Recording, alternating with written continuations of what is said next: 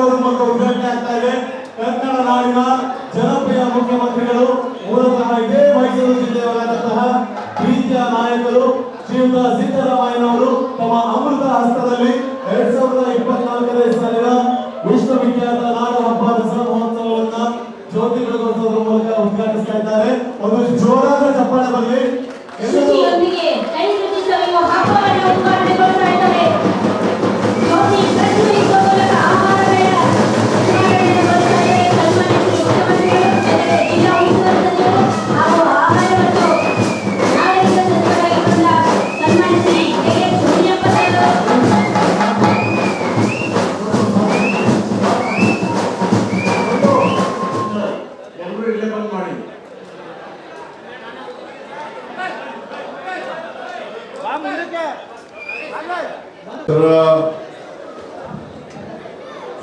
ನಾಡ ಹಬ್ಬದ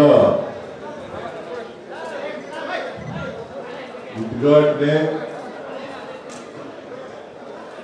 ಇವತ್ತು ಚಾಮುಂಡಿ ಬೆಟ್ಟದ ಮೇಲಿರ್ತಕ್ಕಂಥ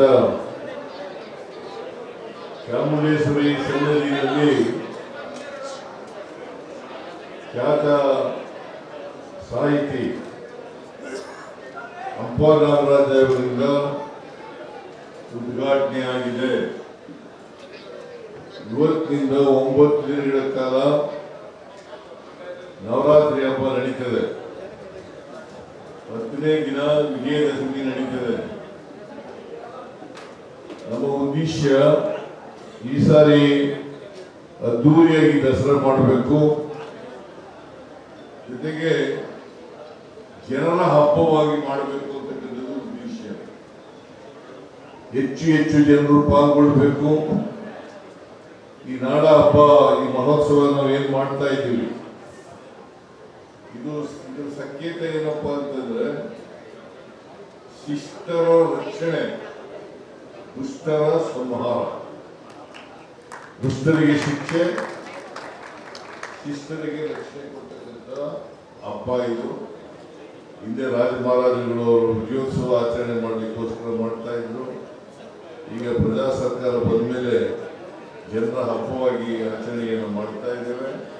ಇವತ್ತು ದೇಶ ವಿದೇಶಗಳಿಂದ ಲಕ್ಷಾಂತರ ಜನ ದಸರಾ ಮಹೋತ್ಸವವನ್ನು ವೀಕ್ಷಿಸಲಿಕ್ಕೆ ಬರ್ತಾ ಇದ್ದಾರೆ. ಈಗ ಬಾಲೆಹೊನ್ನೂರ ಜಿಲ್ಲಾ ಉಸ್ತುವಾರಿ ಸಚಿವರು ಅವರ ನೇತೃತ್ವದಲ್ಲಿ ಈ ವರ್ಷ ಬಹಳ ಅದ್ದೂರಿಯಾಗಿ ನಡೀತದೆ.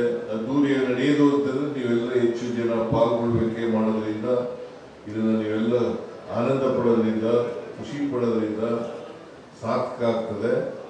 ಆಗ ಸರ್ಕಾರಕ್ಕೆ ಒಳ್ಳೆಯ ಹೆಸರು ಬರ್ತದೆ.